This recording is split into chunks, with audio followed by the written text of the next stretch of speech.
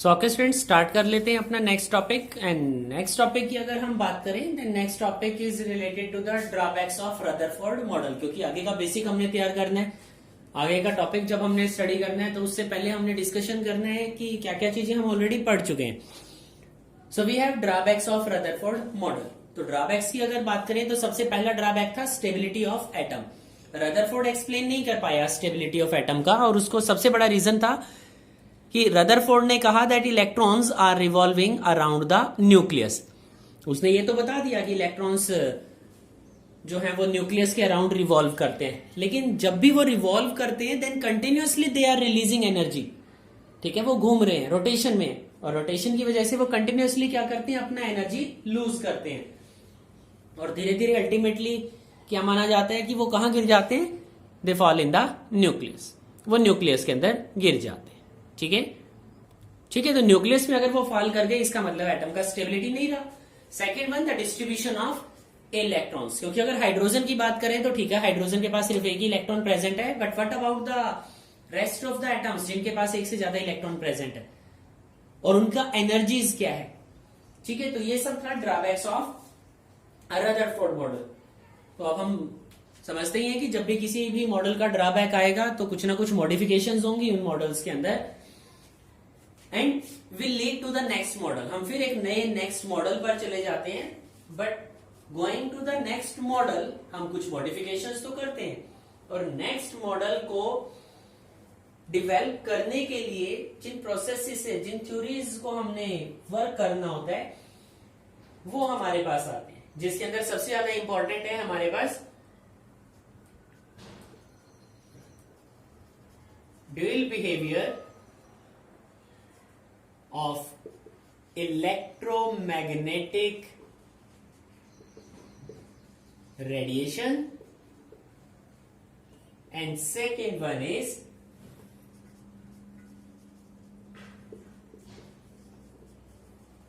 the atomic spectrum।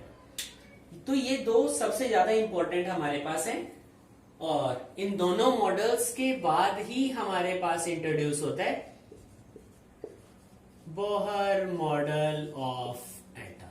ठीक है, इन दोनों थ्योरीज को स्टडी करने के बाद, इन डेवलपमेंट्स के बाद ही हम कहां जाते हैं, बोहर मॉडल ऑफ एटम तक चले जाते हैं। तो हमारा वर्क है डिस्कशन करना फर्स्ट पॉइंट का, that is dual behaviour of electromagnetic radiations. तो हमने बात करनी है dual nature of electromagnetic radiations की। तो ड्यूअल नेचर की बात करें, ड्यूअल का मीनिंग है टू। जिस तरह से सिम कार्ड है हमारे पास आजकल मोबाइल में, दो हम रख पाते हैं, तो ड्यूअल सिम हम वर्ड का यूज करते हैं। इसी तरह से जो इलेक्ट्रोमैग्नेटिक रेडिएशंस है वो भी ड्यूअल बिहेवियर शो करती हैं।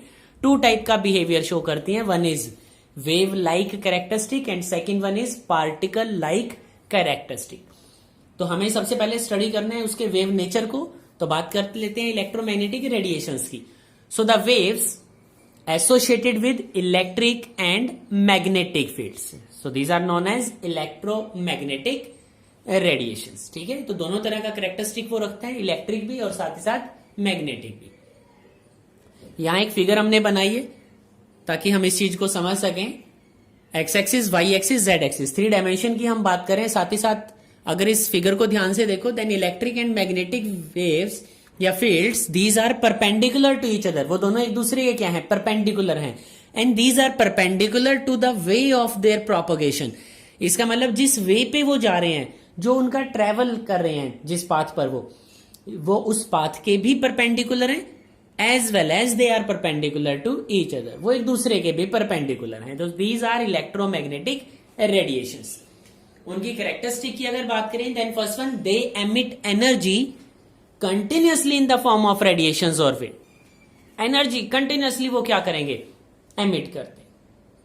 Second, they travel with the speed of light. Speed of light हमें पता है that is 3 × 10⁸ metre per second. ठीक है, the speed of light is 3 × 10⁸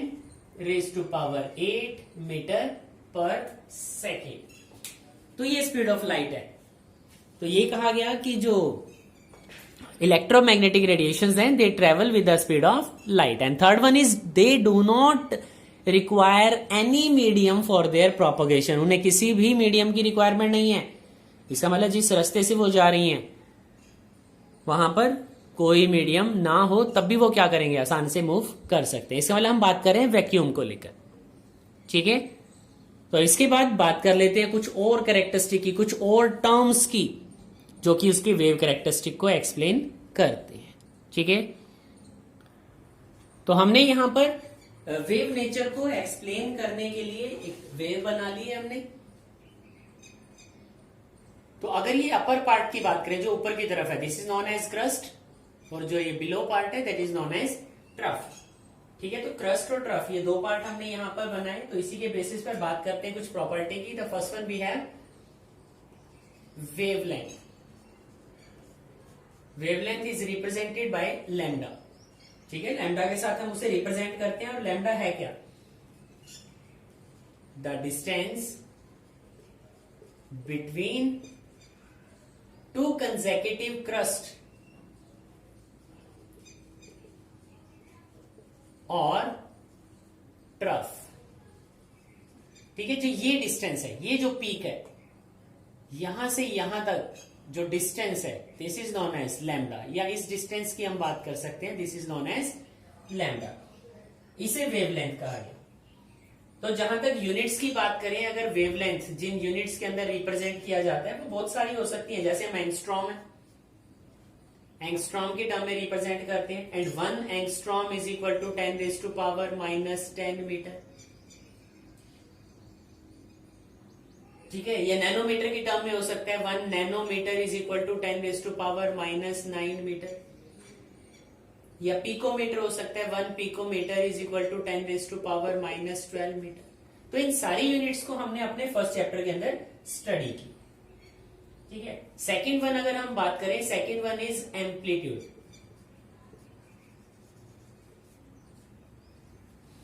amplitude को रिप्रेजेंट करते हैं हम बाय स्मॉल ए, और एम्पलीट्यूड है क्या, amplitude is the height of crust. इसका मतलब ये पॉइंट,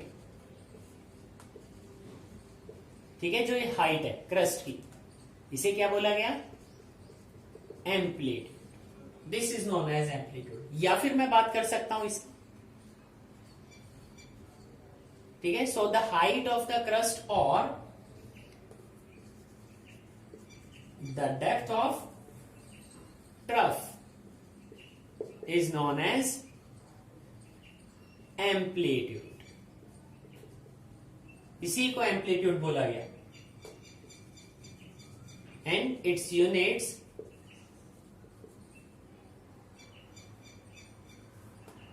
ठीक है, जो उसकी यूनिट्स हैं वो सेम यूनिट है जैसे कि यूनिट किसकी होती है, लेंथ की होती है, ठीक है। जो लेंथ की यूनिट्स होती है उसी के साथ हम एम्पलीट्यूड की यूनिट्स को रिप्रेजेंट करते हैं, ठीक है। तो आई थिंक ये पोर्शन क्लियर हो गया होगा। इसके बाद बात कर लेते हैं नेक्स्ट पोर्शन की। The next portion is frequency, ठीक है। जो नेक्स्ट पोर्शन है वो फ्रीक्वेंसी है, और फ्रीक्वेंसी को हम रिप्रेजेंट करते हैं बाय न्यू, या फिर इसको NU लिख लिया ताकि इसको अच्छी तरह से रीड कर पाओ। न्यू, न्यू से हम उसे रिप्रेजेंट करते हैं, and it is the number of wavelengths, the number of wavelengths which pass through a point in 1 second। एक सेकंड में एक पॉइंट, मान लो इस पॉइंट को हमने ले लिया, इस पॉइंट के through the number of wavelengths which pass are known as frequency, ठीक है। तो फ्रीक्वेंसी बोला गया और रिप्रेजेंट इसका हम करते हैं hertz. So 1 hertz is equal to 1 cycle per second, 1 cycle per second. तो हर्ट्ज के साथ उसे रिप्रेजेंट किया, ठीक है। और एक साइकिल हमारी कब कंप्लीट हो जाती है, ये है एक साइकिल, ये 1 क्रस्ट 1 ट्रफ। तो ये एक साइकिल है हमारी। इसकी बात अगर हम करें, ये सेकंड साइकिल है हमारी, ठीक है। फर्स्ट साइकिल में क्या है, एक क्रस्ट आएगा और एक ट्रफ आएगा। तो जब ये एक पॉइंट से पास करे, इस पॉइंट से जब एक क्रस्ट एक ट्रफ पास कर जाए, इसका मतलब हमने क्या किया, एक साइकिल को कंप्लीट कर लिया। एक और कैरेक्टरिस्टिक है हमारे पास, that is known as wave number.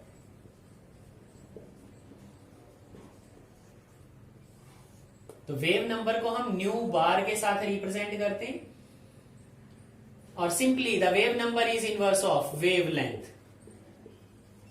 वो वेव लेंथ का इनवर्स होता है, और वेव लेंथ को हम लैम्डा से रिप्रेजेंट करते हैं।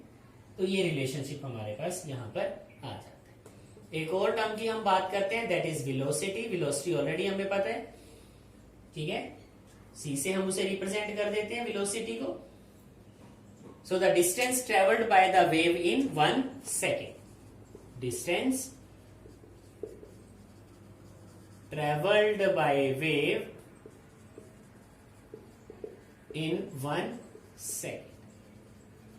तो यूनिट्स की अगर बात करें तो यूनिट्स ऑलरेडी हमें पता है दैट मीटर पर सेकेंड होती हैं, जबकि वेव नंबर क्योंकि वेवलेंथ का इनवर्स है तो हमें देखना होगा वेवलेंथ की क्या यूनिट्स वहां पर गिवन है, तो उसी के अकॉर्डिंग हम वहां पर रिप्रेजेंट करते हैं। लेकिन कॉमनली अगर हम बात करें तो सेंटीमीटर इनवर्स, जो वेव नंबर की यूनिट्स हम लेके चलते हैं वो यूनिट्स हैं centimetre inverse.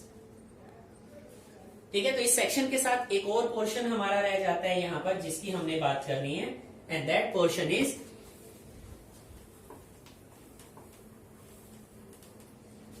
the relation between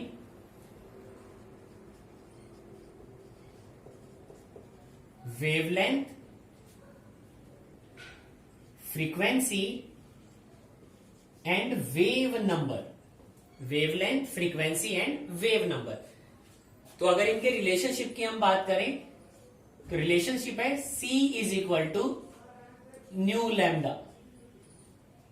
C is velocity, nu is frequency, and we have lambda.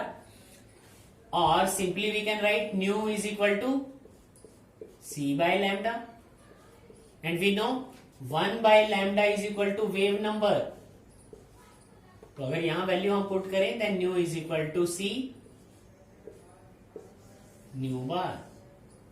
तो इस तरह से हमारे पास ये तीन रिलेशनशिप आ जाते हैं, और इन तीनों रिलेशनशिप का हम यूज कर सकते हैं न्यूमेरिकल्स के लिए। ठीक है, डायरेक्ट आए हमारे पास या फिर इनडायरेक्ट वे में हमारे पास आए, हम बड़ा इजीली वहां पर अपना एक्सप्लेनेशन दे सकते हैं। ठीक है, तो इस तरह से ये पोर्शन जो है हमारे पास वो इलेक्ट्रोमैग्नेटिक रेडिएशंस को लेकर था। तो यहां पर इलेक्ट्रोमैग्नेटिक रेडिएशन की हमने बात कंप्लीट कर ली। ठीक है स्टूडेंट्स, यहां तक। तो वेव नेचर के बाद हम बात करते हैं इलेक्ट्रोमैग्नेटिक स्पेक्ट्रम को लेकर। तो इलेक्ट्रोमैग्नेटिक स्पेक्ट्रम नेम ही एक्सप्लेन करता है spectra, colour bands. So the arrangement of different electromagnetic radiations in order of increasing wavelength और डिक्रीजिंग फ्रीक्वेंसी। ठीक है, जो ऑर्डर है हमारे पास, जिस ऑर्डर के अंदर हम इलेक्ट्रोमैग्नेटिक स्पेक्ट्रम को रिप्रेजेंट करते हैं, या तो वो होगा वेवलेंथ के टर्म में या फिर फ्रीक्वेंसी के टर्म में होगा। तो यहां इलेक्ट्रोमैग्नेटिक रेडिएशंस का हमने एक ऑर्डर लिख दिया। फर्स्ट वन जो कि स्टार्ट होता है कॉस्मिक रेज से और रेडियो वेव तक जाता है। तो cosmic rays, gamma rays, X ray, UV, ultraviolet rays, visible raise. ठीक है, विजिबल रेज वो रीजन है जिसको हम देख पाते हैं। ठीक है, जो कलर है जिसको हम विबग्योर का नाम देते हैं। ठीक है, तो जो विजिबल रीजन है उसके अंदर ये विबग्योर आता है और इनको हम बड़ा इजीली देख पाते हैं। ठीक है, तो हमें इस चीज का ही ध्यान रखना है यहां पर कि हम इलेक्ट्रोमैग्नेटिक रेडिएशंस को नहीं देख सकते। सारी की सारी इलेक्ट्रोमैग्नेटिक रेडिएशंस हमारे लिए पॉसिबल नहीं है कि हम उन्हें देख पाएं। हम सिर्फ उन्हीं इलेक्ट्रोमैग्नेटिक रेडिएशंस को देख पाते हैं जो कि विजिबल रीजन के अंदर आती हैं। ठीक है, तो विजिबल रीजन के बाद आईआर, इंफ्रारेड हमारे पास है, देन वी हैव माइक्रोवेव। ठीक है, माइक्रोवेव्स हमारे पास है, and then in the last we have radio waves. तो ये ऑर्डर है हमारे पास, and these are arranged in increasing order of their wavelength. ये increasing order of their wavelength के अंदर प्रेजेंट है, या हम कह सकते हैं इंक्रीज इन वेवलेंथ और डिक्रीज इन फ्रीक्वेंसी। या अगर हम रेडियो वेव से इस ऑर्डर को स्टार्ट करते हैं और कॉस्मिक रेज की तरफ जाएं तो वो है इंक्रीज इन फ्रीक्वेंसी का। ठीक है, तो इस इलेक्ट्रोमैग्नेटिक स्पेक्ट्रम को हमने ध्यान रखना है, और सिर्फ इतना भी ध्यान हमने रखना है कि सिर्फ और सिर्फ विजिबल रीजन, इसका मतलब 400 नैनोमीटर से 700 नैनोमीटर की रेंज के अंदर ही हम देख पाते हैं। उसके अलावा जो इलेक्ट्रोमैग्नेटिक रेडिएशंस हैं हम उन्हें नहीं देख पाते विद द नेक्ड आइज। साथ ही साथ ये भी ध्यान रखना, जो 400 नैनोमीटर टू 700 नैनोमीटर जो रेंज हमने दी है, डिफरेंट बुक्स के अंदर डिफरेंट रेंज वो शो करता है। ठीक है, चलते हैं इसके बाद अपने next topic, that is particle nature of electromagnetic radiations. So the next topic we have particle nature of electromagnetic radiations. जहां तक पार्टिकल नेचर की बात करें तो जो इलेक्ट्रोमैग्नेटिक थ्योरी ऑफ रेडिएशन था that was given by Maxwell. ठीक है, मैक्सवेल ने एक्सप्लेन किया particle nature of electromagnetic radiations का, और उसने कहा कि जो रेडिएशंस हैं, इलेक्ट्रोमैग्नेटिक रेडिएशंस हैं, they are continuous flow of energy. वो क्या होती है? कंटिन्यूअस फ्लो ऑफ एनर्जी है in the form of waves, waves की फॉर्म। तो जो इलेक्ट्रोमैग्नेटिक रेडिएशंस है काफी सारे पॉइंट्स को एक्सप्लेन करता है, ठीक है, लेकिन सेम टाइम पर ही वो कुछ चीजों का एक्सप्लेनेशन में फेल हो जाता है, और वो एक्सप्लेन नहीं कर पाया ब्लैक बॉडी रेडिएशंस को। What are black body radiation? वो इसे एक्सप्लेन नहीं कर पाया। ये कंसेप्ट क्यों होता है, इस चीज को एक्सप्लेन नहीं कर पाया। ठीक है, सेकंड पॉइंट था हमारे पास photo electric effect,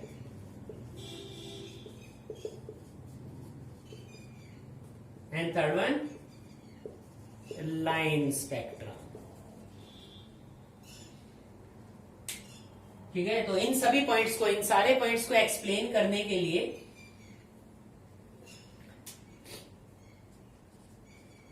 max Planck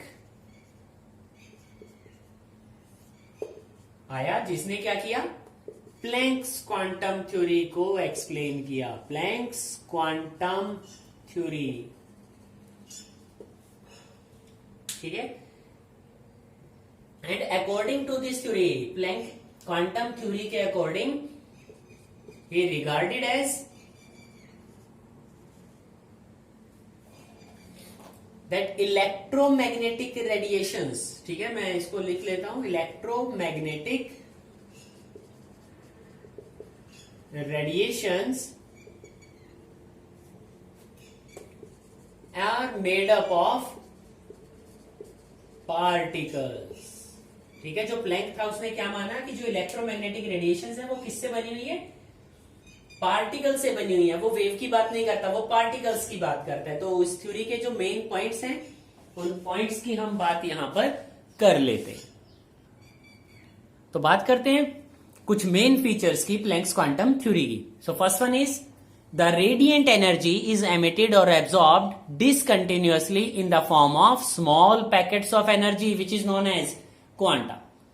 ठीक है, क्योंकि इससे पहले जब लाइट के केस की हम बात कर रहे थे इलेक्ट्रोमैग्नेटिक रेडिएशंस में, तो हमने माना था कि कंटिन्यूअस फॉर्म में एनर्जी क्या होती है? एमिट होती है। लेकिन यहां कहा गया the radiant energy is emitted और absorb discontinuously in the form of small packets of energy known as quanta. जबकि लाइट के केस में हमने उसे नाम दिया था फोटोन का। Second one, the energy of quantum is directly proportional to the frequency of radiation, that energy is directly proportional to nu, or E is equal to h nu, whereas h is Planck's constant. ठीक है, h Planck's constant है, and the value of h is 6.626 into 10 raised to power minus 34 joule second. तो numericals के अंदर हम इस value का use करने वाले हैं। And third one is the total energy emitted और absorb is some whole number multiple of the quantum. तो जिसको हमने रिप्रेजेंट कर दिया n के साथ, so E is equal to n h nu, and we know in the previous topic we talk about the relationship between wavelength, velocity, frequency, wave number. तो वहां से हमने एक रिलेशनशिप निकाला था that nu is equal to C by lambda. तो यहां new के प्लेस पे हमने क्या किया, सी बाय लैम्डा प्लेस कर दिया। So relation changes to N H C by lambda. ठीक है, तो इस टॉपिक के साथ हमारा सेक्शन कंप्लीट हो जाते हैं related to the wave and as well as the particle nature of electromagnetic radiations. इसके अलावा बात करेंगे अपने नेक्स्ट टॉपिक में black body radiations as well as photo electric effect and the atomic spectrum की। ठीक है, तो नेक्स्ट वीडियो में मिलते हैं। Okay friends, bye.